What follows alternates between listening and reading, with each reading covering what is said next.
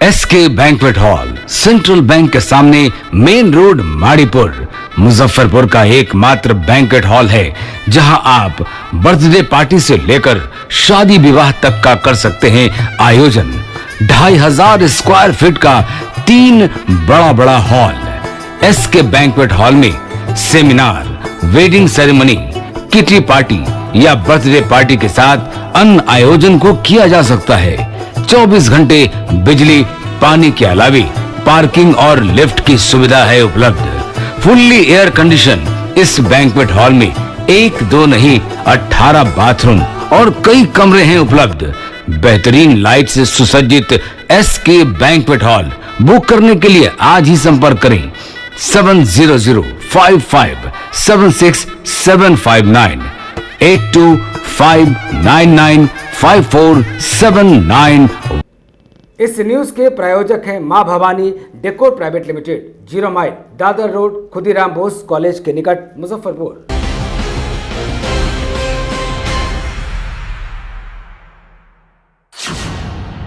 नमस्कार, स्वागत है आपका 10 न्यूज में और दिन भर की तमाम खबरों के साथ मैं हूं आरती सिंह। आगे बढ़ने से पहले आइए नजर डालते हैं आज की खास खबरों पर।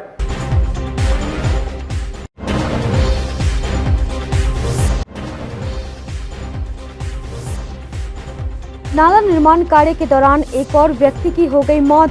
डंपर ने ले ली जान, भर के लोग गाड़ी को कर दिया क्षतिग्रस्त। आगजनी कर घंटों रखा आवागमन बाधित।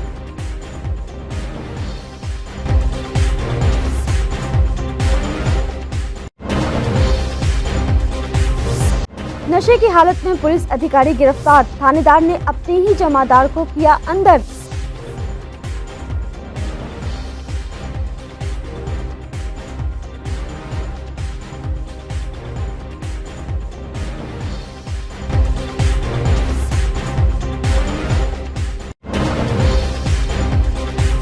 और अब शहरवासियों को पानी का देना पड़ेगा टैक्स। अब तक फ्री में उठा रहे थे नल जल योजना का लाभ।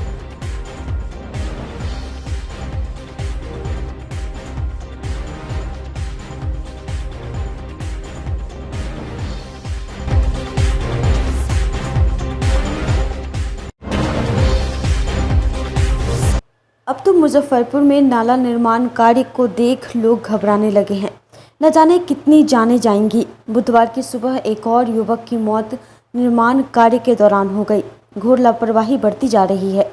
बुधवार की सुबह तो सड़क किनारे दुकान में चाय पी रहे युवक को डंपर ने कुचल दिया। घटना ब्रह्मपुरा थाना क्षेत्र के जूरन छपरा रोड नंबर 4 के पास की है।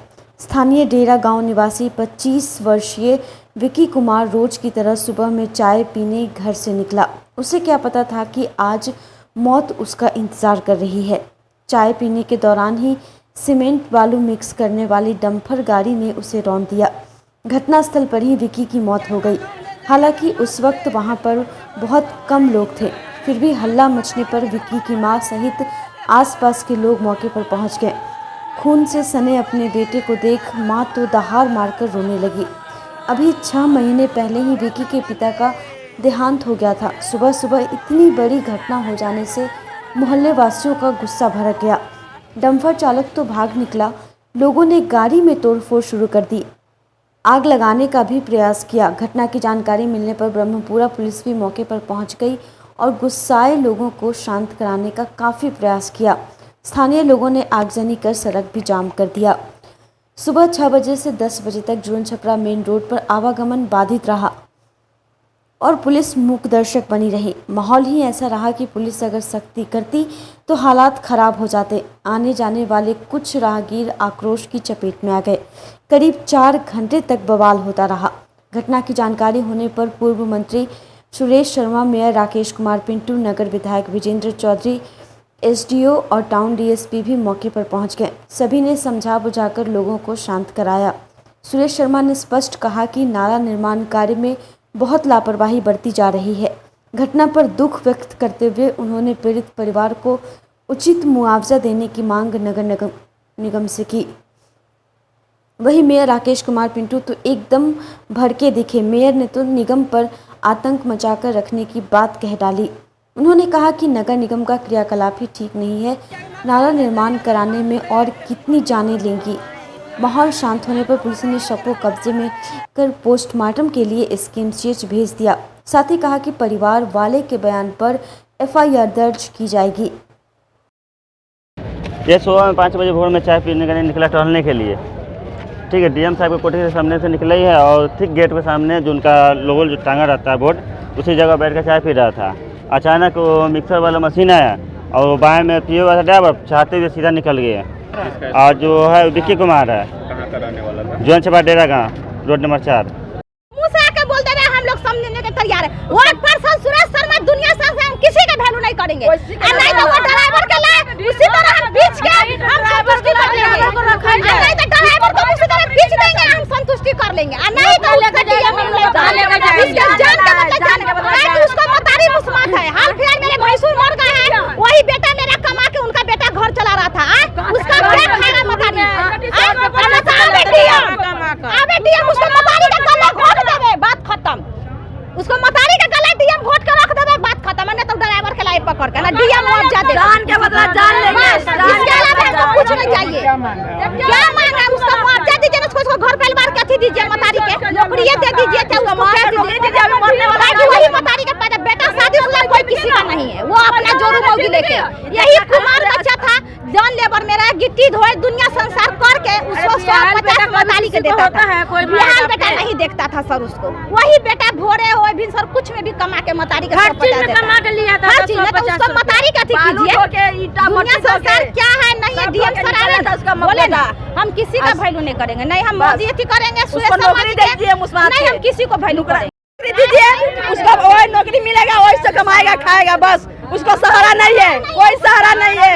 उसको सहारा दीजिए, डीएम साहब सहारा दीजिए, डीएम साहब सहारा दीजिए। सब ना तो जान के बदला जान लेंगे हम लोग, बस एक दो काम करेंगे, अब नहीं करेंगे।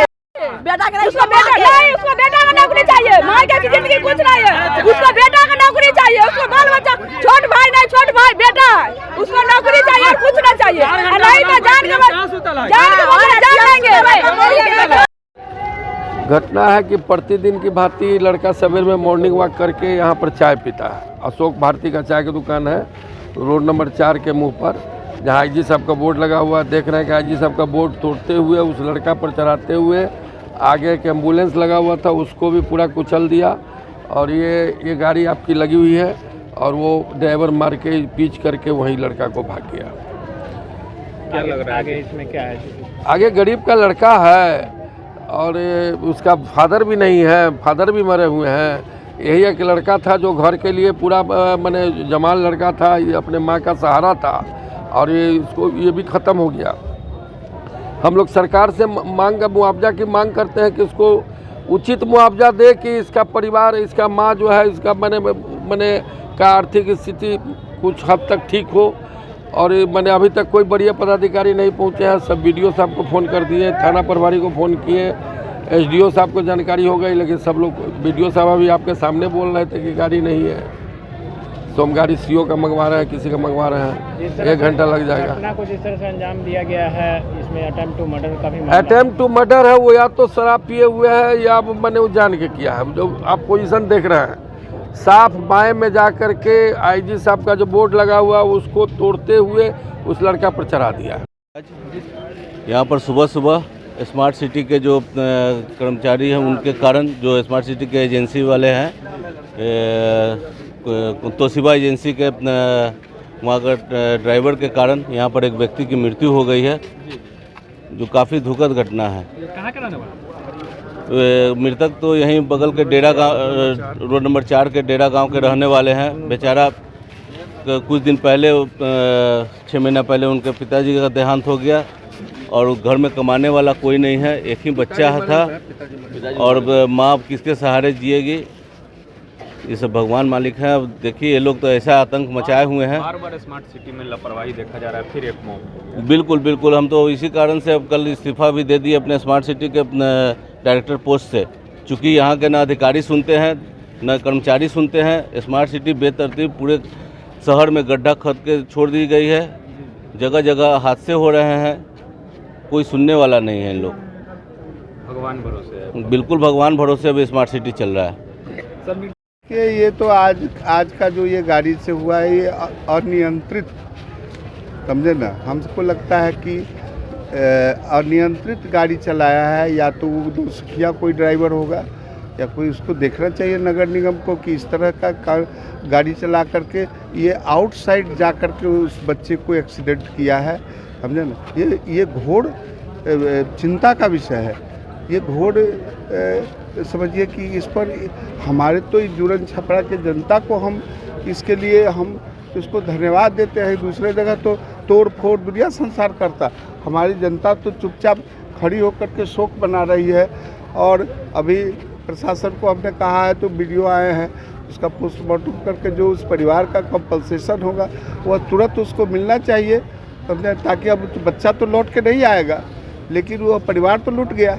तो इसलिए जो है नगर निगम को इसको कंपनसेशन देना चाहिए, सरकार को इसको देखना चाहिए, और नगर निगम प्रशासन को देखना चाहिए कि इस तरह के अनियंत्रित ड्राइवर पर कार्रवाई करे और इस तरह के ड्राइवर को कब हटावे, उसको नहीं रखे।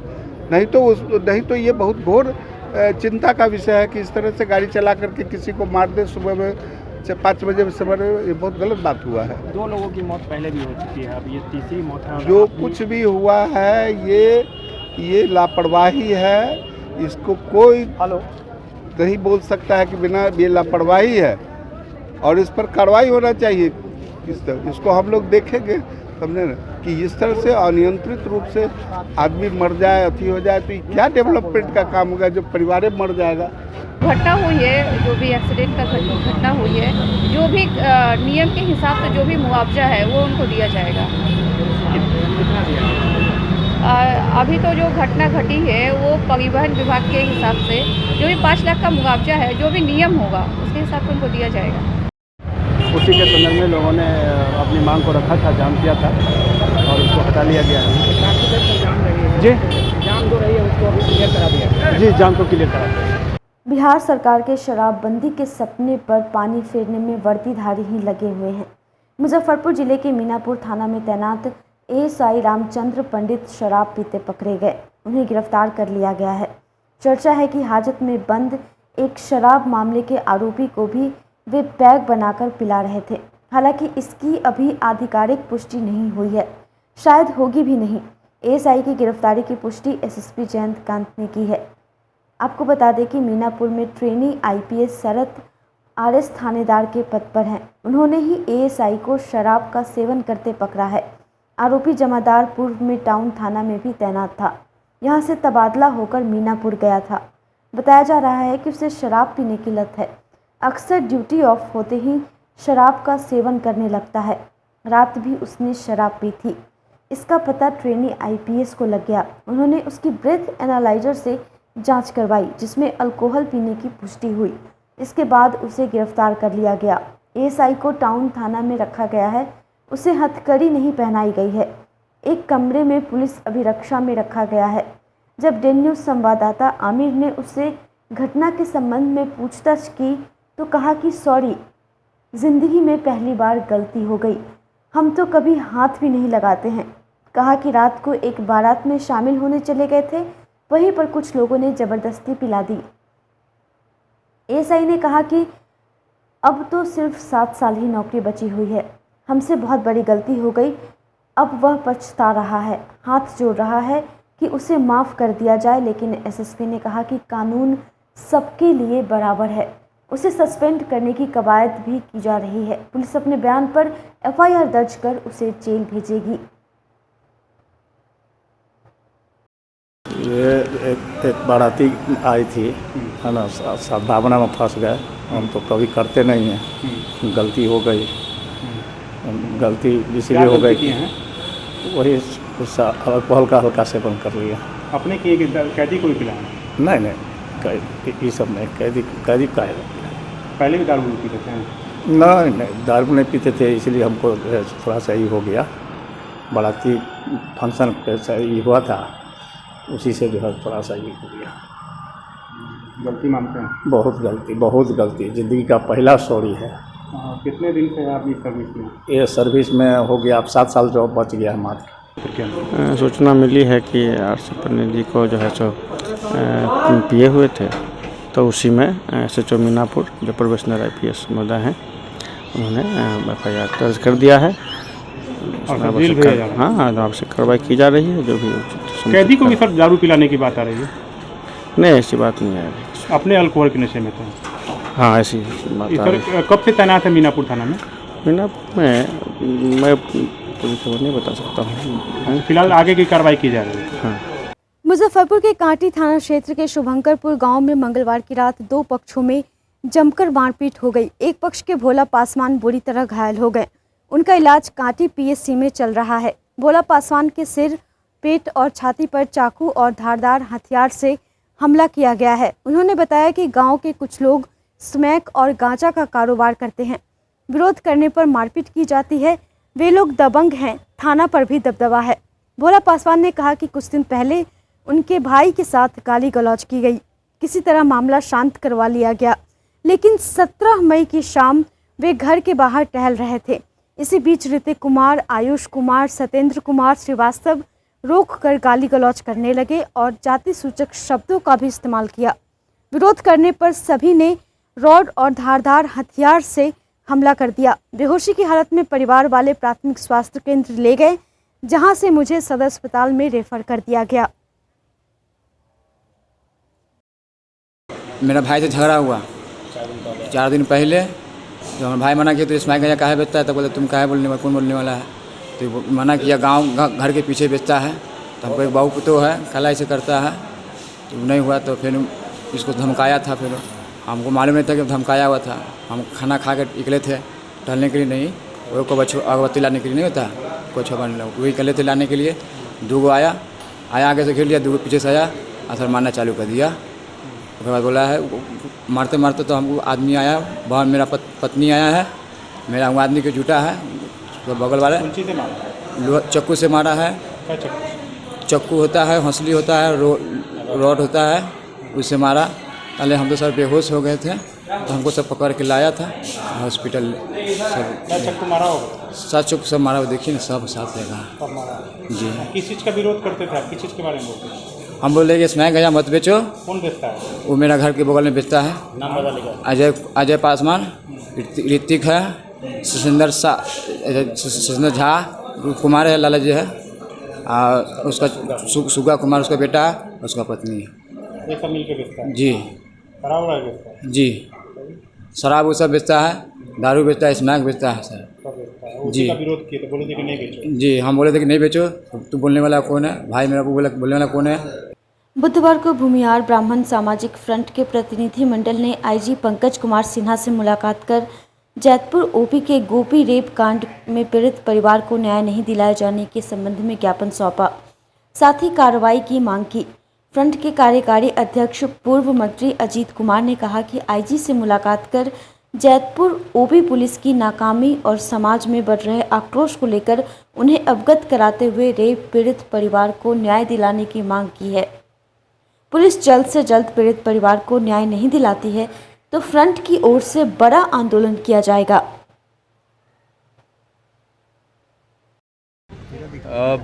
गैंग रेप मामले को लेकर हम लोग आज दूसरी बार मुजफ्फरपुर के IG साहब से मिले। मौके पर उस केस के पर्यवेक्षणकर्ता सरैया के DSP श्री राजेश शर्मा जी और फिर हमारे फ्रंट के जिला के प्रदेश के अध्यक्ष सुरेश शर्मा जी, धर्मवीर शुक्ला जी, अरुण जी और हमारे फ्रंट के महासचिव पूर्व विधायक शत्रुघ्न तिवारी उप चोकर बाबा सहित कई पदाधिकारी मिले हैं। हम लोगों ने पिछले दिन IG साहब से कहा था कि इस केस में स्थानीय स्तर पर पुलिस न्याय नहीं कर रही है, आप इसमें इंटरफेयर करके उस बेटी को, उस पीड़ित परिवार को न्याय दिलवाइए। IG साहब ने हम लोगों से कहा था कि 3 से 4 दिन में आपको इस केस का स्टेटस हम अवगत कराएंगे और कार्रवाई होगी। लेकिन आज 8 दिन बीत जाने के बाद फिर हम लोग IG साहब के यहाँ आए हैं, तो यहाँ IG साहब ने अनुसंधानकर्ता और पर्यवेक्षणकर्ता दोनों को बैठा के सारे केस पर क्रॉस डिस्कशन किया है और उन्होंने कुछ निर्देश दिया है। और IG साहब ने कहा है कि मैं खुद कल घटना स्थल पर जाऊंगा और वहाँ केस को व्यक्तिगत स्तर पर देखूंगा। ठीक है, ये IG साहब ने कहा है। हम लोगों ने इनको कहा है कि मुजफ्फरपुर में सबसे सीनियर कोर्ट या सुप्रीम कोर्ट कहिए पुलिस का आप है, और आपसे जब न्याय नहीं मिलेगा तब तो फिर प्रजातांत्रिक तरीके से हमको इस मामले पर अपने मांग को मनवाने के लिए, न्याय के लिए हमको तो कुछ न कुछ करना पड़ेगा। उन्होंने कहा है कि हम कल निश्चित जाएंगे और देख लीजिए बड़ा स्पष्ट है, इसमें न्याय नहीं होगा तो भूमिहार ब्राह्मण सामाजिक फ्रंट ने इसको गंभीरता से लिया है। हम जब तक न्याय नहीं होगा तब तक इस मामला को छोड़ेंगे नहीं और अंतिम दम तक इस मामले में लड़ेंगे और न्याय कराकर ही छोड़ेंगे। और दूसरे कई और मामले में, एक कर्जा का मामला था, एक साहेबगंज का मामला था, हम लोगों ने एक वैशाली का मामला था, सारे मामला में आईजी साहब को हम लोगों ने कहा है कि आप कार्रवाई करिए, चूँकि लोकल स्तर पर जो स्थिति है पुलिस फेल लगती है, इसलिए अब हम बहुत इंतजार नहीं करने वाले हैं, अब हम सड़क पर उतरने की तैयारी कर रहे हैं। इस मामले में किसी गिरफ्तारी हुई क्या सरैया का मामला? अरे सरैया में एक आदमी का गिरफ्तारी हुआ, बाकी नेम्ड FIR है और लोग हैं, केवल जांच की बात हो रही है, अभी तक इनको CDR नहीं मिला है। तो ये सर नहीं हो रहा है, रिमांड नहीं हो रहा है। फिर आईजी साहब ने डायरेक्शन दिया है DSP को कि आप जाइए रिमांड लेकर, रिमांड पर लेकर पूछिए। ये न्यायालय का भी कुछ इसमें मामला था, माननीय न्यायालय का, इस पर पुलिस के आला अधिकारी ने कहा है कि तुरंत हम इस पर कार्रवाई करें। मुजफ्फरपुर में सप्लाई के पानी पर शुल्क लागू कर दिया गया है। प्रॉपर्टी टैक्स की राशि के अनुसार पानी का शुल्क वसूला जाएगा। घरेलू उपयोग पर न्यूनतम 480 रुपये वार्षिक या 40 रुपये मासिक लगेगा। जिस मकान का प्रॉपर्टी टैक्स 1000 रुपये तक है उसे 480 रुपये, 2000 तक टैक्स वालों को 780 रुपये वार्षिक या 65 रुपये मासिक, 3000 रुपये प्रॉपर्टी टैक्स पर 1440 रुपये वार्षिक या 120 रुपये मासिक और 3000 से अधिक टैक्स पर 1800 रुपये वार्षिक लगेगा। राशि नहीं देने पर प्रति माह 1% की दर से ब्याज वसूला जाएगा। व्यावसायिक प्रतिष्ठान और सरकारी संस्थानों में प्रॉपर्टी टैक्स के अनुसार प्रति किलो लीटर की दर से पेयजल शुल्क निर्धारित किया गया है। चूँकि शहर में वाटर मीटर नहीं लगे हैं, इसलिए व्यावसायिक प्रतिष्ठानों, सरकारी भवनों पर अभी एकमुश्त वार्षिक शुल्क लिया जाएगा। मीटर लगने के बाद खपत के अनुसार दर तय की जाएगी। नगर आयुक्त विवेक रंजन मैत्री ने बताया कि विभाग का सख्त आदेश है कि पेयजल शुल्क लागू करें। विभागीय निर्देश है, इसलिए इसे लागू करने के लिए बोर्ड से मंजूरी लेने की ज़रूरत नहीं है। इसी वित्तीय वर्ष से इसे लागू कर रहे हैं। बुधवार से दर निर्धारण कर प्रॉपर्टी टैक्स के साथ ही यूजर चार्ज की तरह पेयजल शुल्क वसूली का तहसीलदारों को प्रशिक्षण दिया जाएगा। मेयर राकेश कुमार ने कहा कि शहरवासियों पर 360 रुपये वार्षिक यूजर चार्ज लगा दिया गया। ट्रेड शुल्क की अलग से व्यवसायियों पर मार पड़ी। अब पेयजल शुल्क लगा तो शहरवासी बर्दाश्त नहीं करेंगे। इसके लिए सड़क पर उतरकर आंदोलन किया जाएगा। नगर आयुक्त इसे बोर्ड में रखें। सरकार का कोई भी संकल्प सीधे लागू नहीं किया जा सकता है।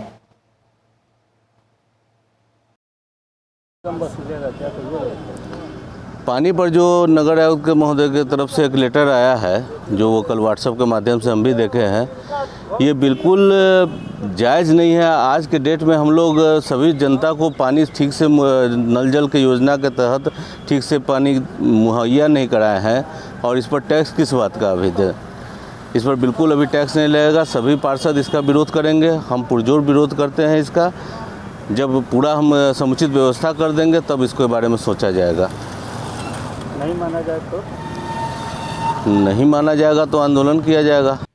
शहर में जगह जगह खोदे गए गड्ढों के विरोध में विधायक विजेंद्र चौधरी 19 की बजाय अब 24 मई को मुजफ्फरपुर बंद कराएंगे। बंद की तारीख को आगे बढ़ाए जाने पर बुधवार को पार्षद नंदू बाबू ने तंज कसते हुए कहा कि नगर विधायक को समझ में आ गया कि जनता अब उनके झांसे में नहीं आने वाली है, इसीलिए भ्रम फैलाने के लिए उन्होंने अपने बंद की तिथि आगे बढ़ा दी है। साथ ही उन्होंने कहा कि नगर आयुक्त को रांची जाने की कोई ज़रूरत नहीं है। विधायक चाहें तो एक बार वहां से घूमकर आ सकते हैं। आज के बैठक करने का हमारा प्रेस वार्ता जो है, मुद्दा ये है कि विधायक जी ने पहले 19 तारीख इसी माह में 19 तारीख कल की बंदी की घोषणा, आधे दिन की बंदी की घोषणा की थी।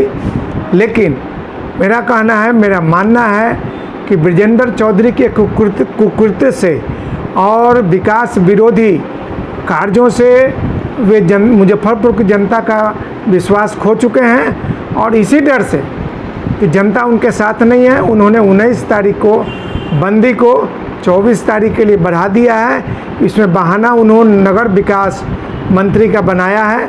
ये मेरा पहला मुद्दा है।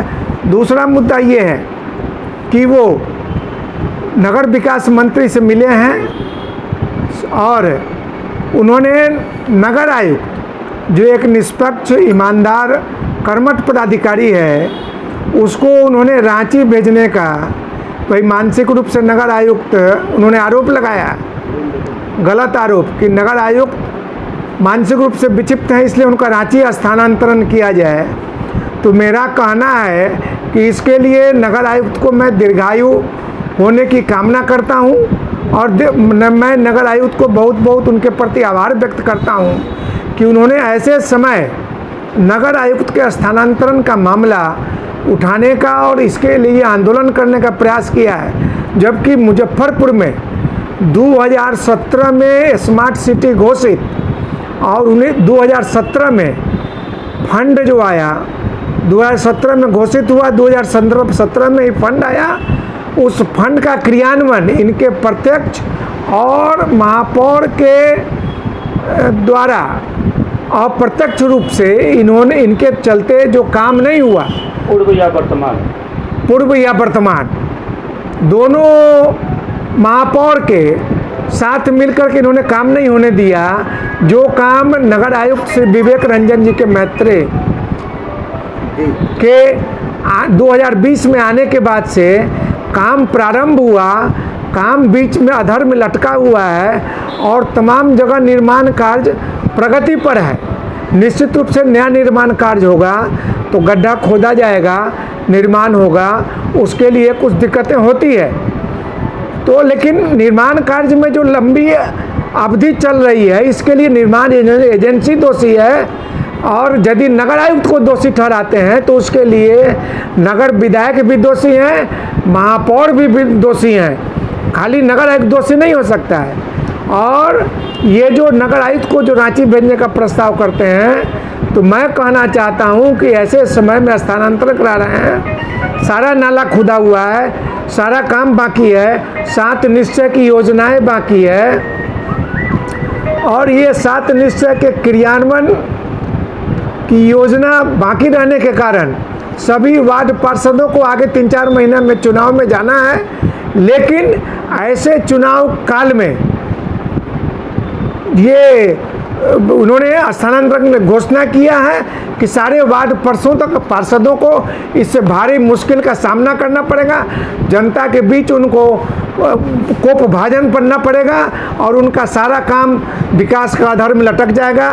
बहुत सारे वार्ड पार्षद पुनः चुनाव में जीत कर नगर निगम में नहीं लौटेंगे। आप सफ़र कर रहे हो और भूख लगे तो ढाबे की खाट की जगह हवाई जहाज का केबिन मिले तो चौंकिएगा मत, क्योंकि एक निजी कंपनी ने इसकी तैयारी शुरू कर दी है। यह खूबसूरत रेस्टोरेंट मुजफ्फरपुर दरभंगा N57 स्थित शहबाजपुर में बहुत जल्द ही बनकर तैयार हो जाएगा। मुजफ्फरपुर के अहियापुर के शहबाजपुर में NEPC के विमान में 60 लोगों के बैठने वाला रेस्टोरेंट तैयार किया जा रहा है। विमान मुजफ्फरपुर में आ चुका है, उसे सेट किए जाने का काम तेजी के साथ चल रहा है। यात्री विमान में बैठकर अपने मनपसंद खाने का लुत्फ उठा सकेंगे। इसका चार्ज भी सामान्य रेस्टोरेंट के आसपास ही रखने की तैयारी है। होटल व्यवसायी साकेत शाही ने बताया कि मुजफ्फरपुर में हवाई जहाज का सपना था, लेकिन पताही में एयरपोर्ट शुरू नहीं हुआ, जिसके बाद अब शहर में एरोप्लेन रेस्टोरेंट बन रहा है जहां लोग बैठकर खाना खा सकेंगे। यह होटल 2.5 महीने में तैयार हो जाएगी। जब से एरोप्लेन को मुजफ्फरपुर में लाया गया है तब से वहां भीड़ जमा होने लगी है और लोग सेल्फी ले रहे हैं, जिसका जायजा लिया है हमारे सहयोगी आमिर ने। मुजफ्फरपुर वालों, अब आप खुश हो जाइए। खुश इसलिए होइए कि आपके शहर में एरोप्लेन आ गया है। आप हमारे ठीक पीछे देख सकते हैं कि ये एरोप्लेन है और ये शहबाजपुर जो कि अहियापुर में आता है वहाँ पर ये उतारी गई है।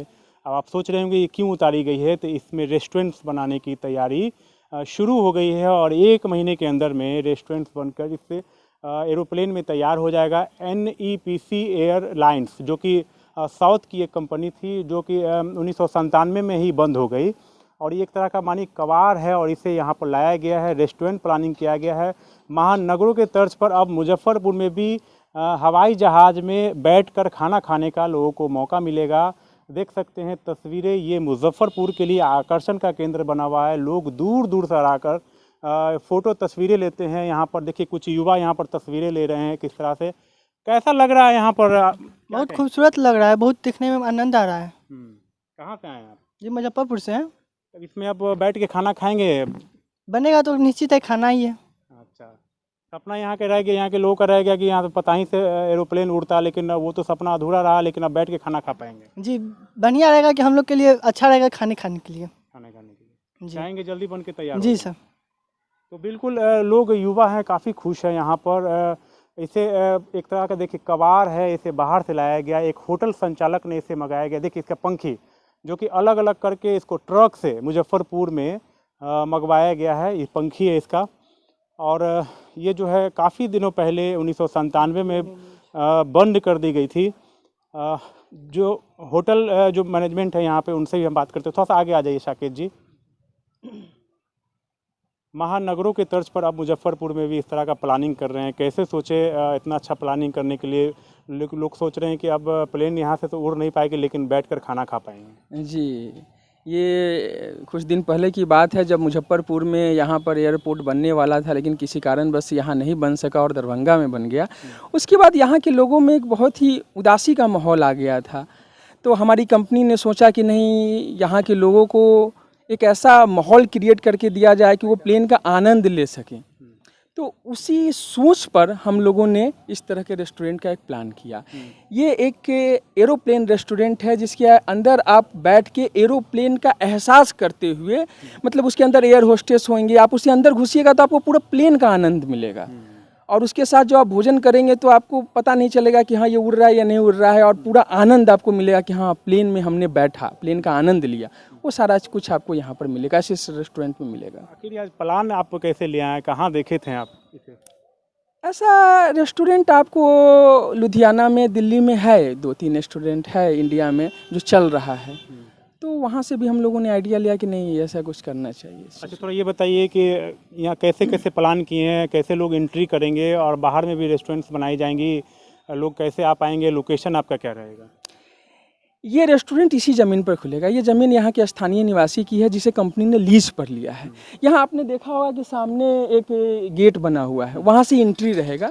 और ये सामने में एक भवन बना हुआ है, इसके अंदर आपको एक लाउंज रहेगा और उसके अंदर ही आपको किचन सेटअप रहेगा। आप लाउंज में भी बैठ के खा सकते हैं, प्लेन में भी बैठ के खा सकते हैं। और प्लेन के नीचे जो ग्राउंड देख रहे हैं ये भी पूरी तरह से डेकोरेट हो जाएगा और यहाँ पर भी आप बैठ के खाने का आनंद ले सकते हैं। जो शहरी इलाका में लोग होंगे वो किस तरह से आएंगे, शहर होते हुए शहबाजपुर अय्यापुर में जो आएंगे वो कैसे, किस लोकेशन पे आएंगे? वो डायरेक्ट जो है सो शहर से 0 माइल से होते हुए मेडिकल हाईवे पर आ सकते हैं। और हाईवे से दरभंगा वाले रूट पर जब आगे बढ़ेंगे तो पहला कट नहीं, दूसरा कट से ये सामने आता है। मुश्किल से 100 कदम की दूरी पर है ये। मुझे दरभंगा हाईवे से आप जब आएंगे तो मुश्किल से हमको लगता है आधा किलोमीटर भी नहीं है ये जगह। अच्छा, तो काफ़ी बड़ी प्लेन है यहाँ पे, तो इसको लाने में भी काफ़ी परेशानी हुई? जी, इसको लाने में काफ़ी परेशानी हुई। और ये 2 बड़े बड़े लॉरी पर आया था। एक लॉरी पर सिर्फ बॉडी था और दूसरे लॉरी पर इसके सारे जो है सो पंख और ये बाकी जो चीज़ें हैं वो सारी चीज़ें थी। कब तक तैयार हो जाएगी बन के, कब तक मुजफ्फरपुर वासी इसमें बैठ के खाना खा पाएंगे? जी, अभी इसका जो है सो असेंबलिंग बाकी है, पेंट है, इंटीरियर है, एक्सटीरियर है, ये सारा कुछ होते होते मुझे लगता है 2 से ढाई महीने तो लग ही जाएंगे। 2-2.5 महीने। लेकिन हम कोशिश करेंगे कि जल्दी से जल्दी ये रेस्टोरेंट तैयार हो जाए और इसका आनंद मुजफ्फरपुर वासी ले सके। और ये बिहार के लिए बहुत गौरव की बात होगी कि बिहार में भी इस तरह का एक रेस्टोरेंट नहीं। बिहार क्या, इसके आसपास अगर आप यूपी में चले जाते हैं, झारखंड में चले जाते हैं, वहाँ भी इस तरह का कोई कॉन्सेप्ट नहीं है। बिहार में हमको लगता है पहला है। जी, बिहार में पहला है जी। तो ये जो अंदर बनाएंगे जी, वो टेबल कुर्सी रहेगा जो महानगरों में हम देखा, जयपुर में देखे हैं, लुधियाना में देखे हैं, उस तरह से ही बनाएंगे, कॉन्सेप्ट वही रहेगा? जी, कॉन्सेप्ट यही रहेगा। आपको अंदर में टेबल और जो है सो कुर्सी रहेगा, आप टेबल कुर्सी पे बैठ के आनंद लेंगे। वैसे तो 60 लोगों के बैठने की क्षमता है इसमें जी। अगर रेस्टोरेंट्स बनाते तो करीब कितने लोग बैठेंगे? 30 लोग को आ ही जाएंगे अंदर। जी, 30 लोग अंदर में बैठ के खा सकते हैं। बहुत जल्दी खुशखबरी सुनने को मिलेगी। जी, बहुत जल्दी ये खुशखबरी मिलेगी। साकेत शाही जो कि इन्हीं के देख रेख में ये रेस्टोरेंट्स बनाया जा रहा है, एयरपोर्ट रेस्टोरेंट्स इसका नाम होगा, और ये अय्यापुर के शहबाजपुर में है। एक बार फिर अपने कैमरा पर्सन को कहेंगे कि दूर से तस्वीरें दिखाएं, खूबसूरत तस्वीरें। मुजफ्फरपुर वासियों को एक एरोप्लेन में बैठकर खाना खाने का मौका मिलेगा और 2 से ढाई महीने में, मात्र 2 से ढाई महीने में ये मौका मिलने वाला है। वो आएंगे और आराम से एरोप्लेन में जाएंगे और यहाँ बैठ के व्यंजनों का आनंद लेंगे तो 2 से ढाई महीना के वक्त में बनकर तैयार हो जाएगा। यहाँ के लोगों में इसको लेकर खुशी का लहर है। शहबाजपुर से कैमरा पर्सन रविकांत के साथ आमिर, डे न्यूज, मुजफ्फरपुर। मुख्यमंत्री नीतीश कुमार ने बुधवार को वीडियो कॉन्फ्रेंसिंग के जरिए बाढ़ग्रस्त जिलों के आलाधिकारियों के साथ बैठक कर संभावित बाढ़ एवं सुखाड़ की पूर्व तैयारियों की समीक्षा की। बैठक में शामिल मौसम विभाग के प्रतिनिधि ने इस वर्ष मानसून के दौरान वर्षा का पूर्वानुमान और पिछले 10 वर्ष के वर्षापात की स्थिति की जानकारी मुख्यमंत्री को दी। उन्होंने बताया कि 13-14 जून तक बिहार में मानसून आने की संभावना है। जून महीने में सामान्य से अधिक वर्षा हो सकती है। इधर मुजफ्फरपुर के जिलाधिकारी प्रणव कुमार ने संभावित बाढ़ एवं सुखाड़ की पूर्व तैयारियों से मुख्यमंत्री को अवगत कराया। उन्होंने कहा कि मानक संचालन प्रक्रिया SOP के अनुसार बाढ़ आपदा प्रबंधन किया जाएगा। डीएम ने कहा कि संभावित बाढ़ की स्थिति से निपटने के लिए पूरी तैयारी कर ली गई है। नाव, पॉलीथीन शीट, राहत सामग्री की उपलब्धता, दवा, पशु चारा के संबंध में विस्तृत जानकारी दी गई। देखिए, माननीय मुख्यमंत्री के द्वारा आगामी बाढ़ को लेकर के जिले वाइज तैयारियों की क्या अद्यतन स्थिति है, इसकी समीक्षा VC के माध्यम से माननीय मुख्यमंत्री के द्वारा की जा रही है। VC चल रही है जिसमें कि सभी जिले के जिलाधिकारी और आपदा ADM के साथ तकनीकी विभागों के पदाधिकारी भी उस VC में सम्मिलित हैं। और VC में मुख्य रूप से आगामी संभावित बाढ़ पर नियंत्रण और रोकथाम के मद्देनज़र जिला स्तर पर क्या तैयारियां की गई हैं अभी तक, सभी बुनियादी तैयारियों को बिंदुवार एजेंडा पर ये समीक्षा की जा रही है और आवश्यक निर्देश माननीय मुख्यमंत्री के द्वारा दिए जा रहे हैं। जेल अब यातना गृह न बनकर रोजगार परक शिक्षा का केंद्र बनता जा रहा है। इसका जीता जागता उदाहरण मुजफ्फरपुर केंद्रीय कारागार है।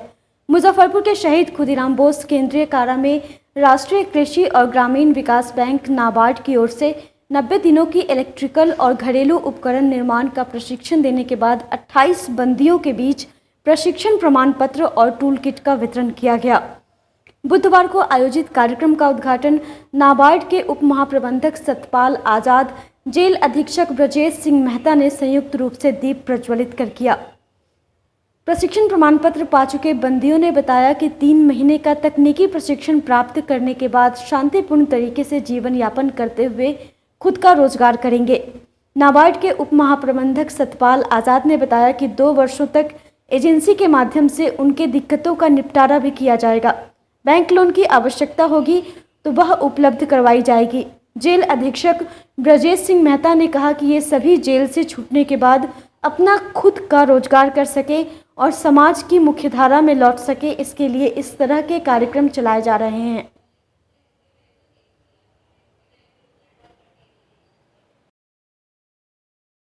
किस वजह से जेल आना हुआ, क्या परिचय हुआ? मैं सर ज़मीनी विवाद में जेल आया था। ठीक है। क्या यहाँ पे आए तो आपको क्या मिला?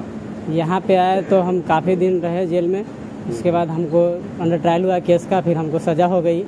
सज़ा होने के बाद फिर यहाँ पे 31 दिसंबर के दिन यहाँ पे एक संस्था आई, नाबार्ड संस्था, जो हमको ट्रेनिंग के लिए इच्छुक किया। हम लोग ट्रेनिंग वहाँ पे किए और 90 दिन का ट्रेनिंग हुआ, टूल किट मिला और हम एक इलेक्ट्रीशियन बन गए हैं। ये शहीद खुदीराम बोस केंद्रीय कारा मुजफ्फरपुर में है। अच्छा, तो आप क्या करेंगे ये प्रशिक्षण के बाद? यहाँ से लेके जाने के बाद ये सर्टिफिकेट जो हमको मिला है, इसके हिसाब से मैं किसान परिवार का हूँ।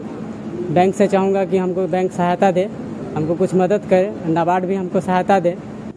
आज शहीद खुदीराम बोस कारागार में जो जेल इनमेट्स हैं उनके उज्जवल भविष्य के लिए, ताकि वो यहाँ से जब रिहा हों तो अपना जीविका कमाने के लिए कुछ रोज़गार कर सकें, अपनी यूनिट सेटअप कर सके लिए, इसलिए इसके उद्देश्य से नाबार्ड ने ये प्रयास किया है। और ये training program electric wiring and house wiring electrician की ये ट्रेनिंग प्रोग्राम 90 दिनों के लिए चलाया है। और मुझे बड़ी खुशी है और जो फीडबैक मुझे यहाँ से मिला है, आज हमने समापन समारोह था, इसमें सर्टिफिकेट प्रमाण पत्र भी बांटे सभी कैदियों ने जो अभी इस प्रशिक्षण लिए हैं बहुत ही अच्छे उन्होंने परफॉर्मेंस की है और यहाँ के जो जेल अधीक्षक है और जेल जो प्रशासन है उनसे भी बहुत अच्छा कोऑपरेशन मिला है और जो एजेंसी हैं इन्होंने बहुत अच्छा कार्य किया है और इनके उज्जवल भविष्य के लिए मैं शुभकामनाएं करता हूं, आशा करता हूं कि ये जो यहाँ से प्रशिक्षण प्राप्त किया है आगे जाकर इसको क्रियान्वित करेंगे और अपना भविष्य आगे बढ़ाएंगे। जो भी कैदी प्रशिक्षण ले लिए हैं उनको अगर आर्थिक रूप से ज़रूरत होगी अपना रोजगार स्थापित करने की तो उसको किस प्रकार से सहयोग मिल पाएगा? उसके जो हमारा जो प्रोजेक्ट है, जो ये प्रशिक्षण सिर्फ ट्रेनिंग देने का प्रोजेक्ट नहीं है, उनको जो जिस एजेंसी को हमने सिलेक्ट किया है उनकी ये जिम्मेदारी है और हम ये इंश्योर करते हैं कि किस तरह से उनको ट्रैक किया जाए कि वो काम करें। उनके साथ कोई दिक्कतें होती हैं बैंक से लोन लेने की या कोई यूनिट सेटअप करने की, किसी भी तरह की जो दिक्कतें हैं प्रशिक्षण लेने के बाद, ताकि उनकी यूनिट सेटअप हो सके, वो कोई रोज़गार कर सके, चाहे वेज एम्प्लॉयमेंट चाहे वो अपना स्वरोजगार कर सकें। उसके लिए उनको 2 साल तक ट्रैक किया जाता है, 2 साल तक उनकी हैंड होल्डिंग की जाती है। तो पूरी तरह से उनको साथ पीछे लग के काम किया जाएगा, हैंड होल्डिंग की जाएगी। आपके यहाँ बंदियों को प्रशिक्षण दिया गया है, क्या कुछ रहा बताएं? बंदियों को नाबार्ड के सहयोग से अखिल भारत ग्रामीण युवा समिति द्वारा प्रशिक्षण दिया जा रहा था इलेक्ट्रॉनिक्स और इलेक्ट्रॉनिक अप्लायंसेस के लिए, जिसमें बंदियों ने काफ़ी उत्साह से पार्टिसिपेट किया और बंदियों की ट्रेनिंग इतनी अच्छी थी कि जेल के कुछ अप्लायंसेस जो ख़राब पड़े हुए थे, जैसे वाटर कूलर था, फ़ैन थे, इनका रिपेयरिंग इन्होंने ही किया। जेल में कहीं वायरिंग का काम भी एक जगह इन्होंने किया है।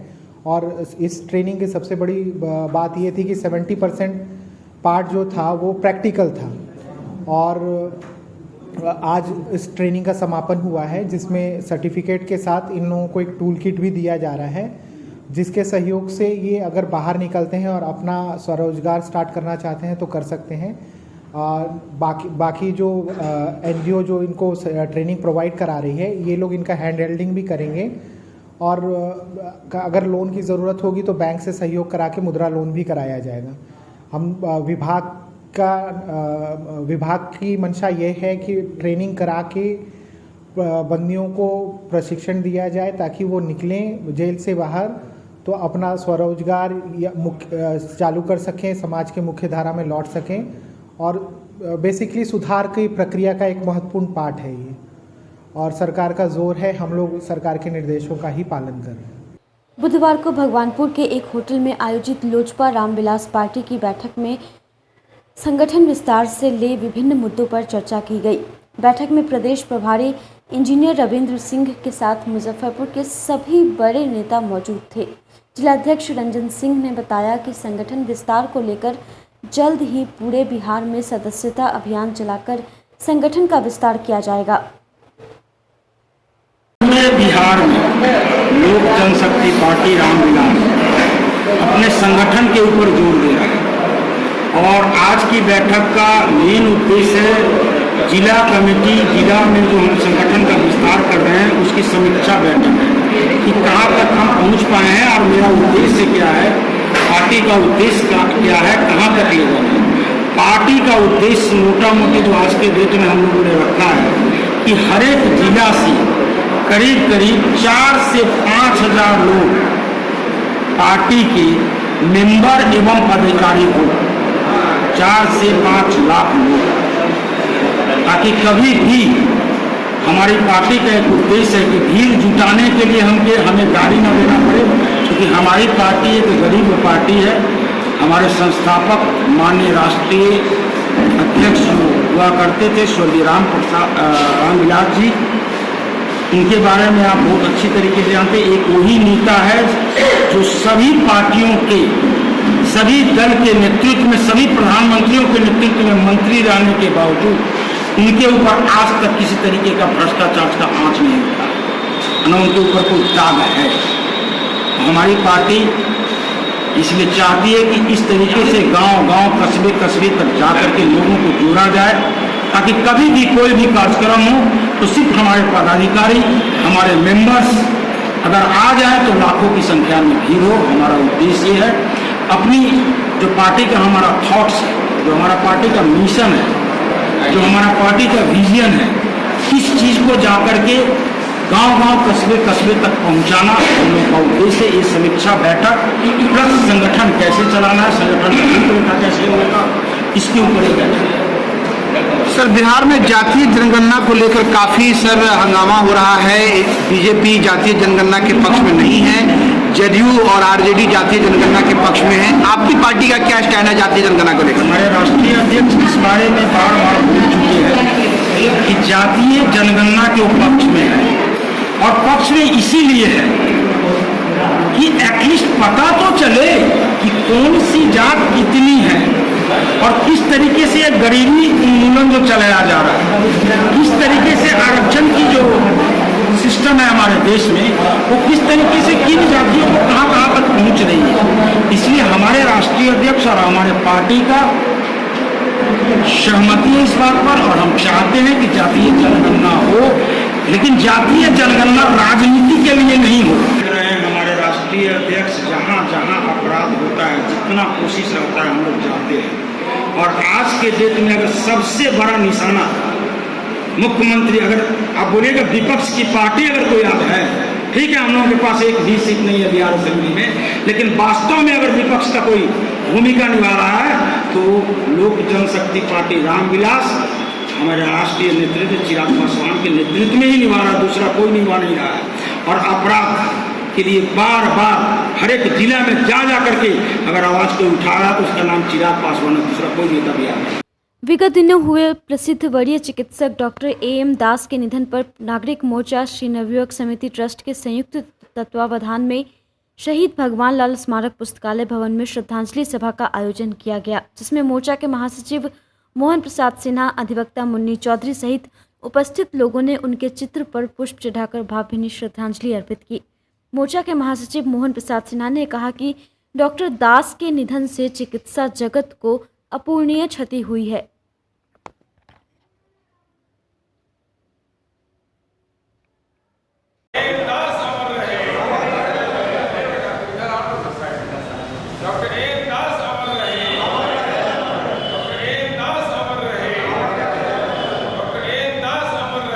प्रख्यात चिकित्सक, महान समाज सेवी, अद्वितीय एवं बेमिसाल प्रतिभा के महान व्यक्तित्व बिहार ही नहीं भारत में एक अपना अलग पहचान और एक अलग स्थान बनाने वाले वरिष्ठ चिकित्सक, शैल चिकित्सक के रूप में राष्ट्र उनके योगदान को कभी भुला नहीं सकता। मुजफ्फरपुर के सबसे पुराने चिकित्सक, बचपन में हम लोग नाम सुनते थे, doctor AM Das, doctor TK Jha, Raghavendra Prasad, doctor Gopi Raman, आज के physician doctor SK Sarangi, child specialist doctor Arun Shah, Vimal Rai सहित दर्जनों ऐसे चिकित्सक हैं जिनको हम उंगली पर गिन सकते हैं, जिनके बारे में कभी कोई शिकवा शिकायत नहीं हुआ। डॉक्टर AM दास ऐसे मधुर वाणी के चिकित्सक थे कि कोई भी रोगी अगर उनके पास जाता था तो आधा बीमारी उनके पास जाने से ही खत्म हो जाता था। इतना अच्छा और इतने पारिवारिक सदस्य की तरह घुल मिल जाते थे कि लगता ही नहीं था कि वो रोगी है और उसको कोई बीमारी है।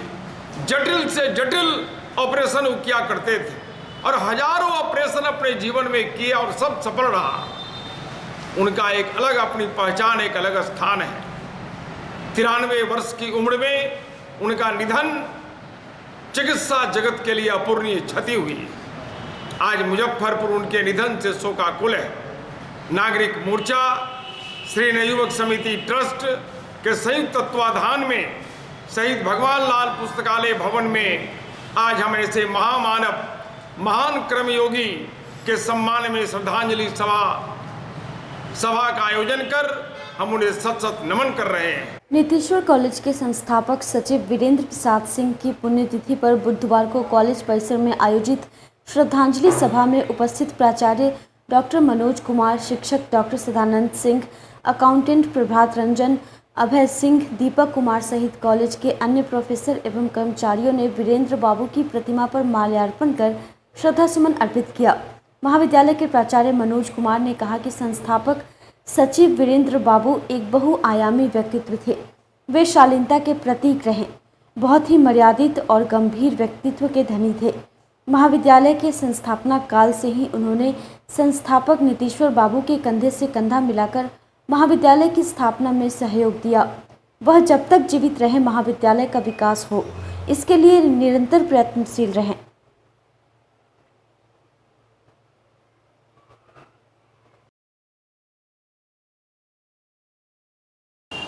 हमारे महाविद्यालय के नीतीश्वर महाविद्यालय के जो फाउंडर सेक्रेटरी थे, आज उनकी पुण्यतिथि है और हर वर्ष की भांति इस साल भी हम लोगों ने अपना श्रद्धासुमन वहाँ पे अर्पित किया है। और चूँकि परीक्षाएं चल रही हैं, एक कार्यक्रम की भी ज़रूरत थी। मेरी बहुत तमन्ना थी कि एक कार्यक्रम भी किया जाए साथ में ही शिक्षा से संबंधित, लेकिन परीक्षाओं की वजह से इसे फ़िलहाल टाल दिया गया है। जब परीक्षाएं समाप्त होंगी तो एक आयोजन किया जाएगा। और आज हम लोग हमेशा हर साल इसी तरीके से एकत्रित होते हैं महाविद्यालय परिवार के लोग, और चूँकि उनका जो जीवनी रहा है वो शिक्षा को ही समर्पित रहा है। सुहृद संघ के भी सेक्रेटरी थे वो, यहाँ बगल में जो सुहृद संघ है लाइब्रेरी है, और उसके भी वो सेक्रेटरी थे, और इसी प्रांगण में भी उनकी मृत्यु भी हुई थी। तो इस लिहाज से हम लोग देखते हैं कि उनका कृतित्व बहुत बड़ा है, और आने वाले समय में उनकी और भी चर्चा हम लोग करेंगे। SK banquet hall central bank के सामने मेन रोड माड़ीपुर मुजफ्फरपुर का एकमात्र बैंक्वेट हॉल है, जहां आप बर्थडे पार्टी से लेकर शादी विवाह तक का कर सकते हैं आयोजन। 2500 स्क्वायर फीट का 3 बड़ा हॉल। एसके बैंक्वेट हॉल में seminar, wedding ceremony, kitty party या बर्थडे पार्टी के साथ अन्य आयोजन को किया जा सकता है। 24 घंटे बिजली पानी के अलावा पार्किंग और लिफ्ट की सुविधा है उपलब्ध। फुल्ली एयर कंडीशन इस बैंक्वेट हॉल में 1, 2 नहीं 18 बाथरूम और कई कमरे हैं उपलब्ध। बेहतरीन लाइट से सुसज्जित एसके बैंक्वेट हॉल बुक करने के लिए आज ही संपर्क करें 7005576759 8259954791। Basement parking, first floor hall, second floor hall, third floor room, fourth floor hall.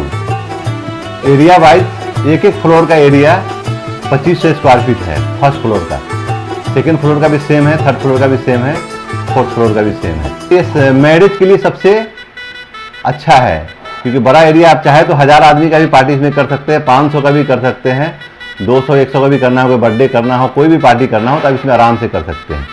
क्योंकि 3 हॉल है एक साथ में, तो आप बड़ा से बड़ा भी पार्टी इसमें कर सकते हैं।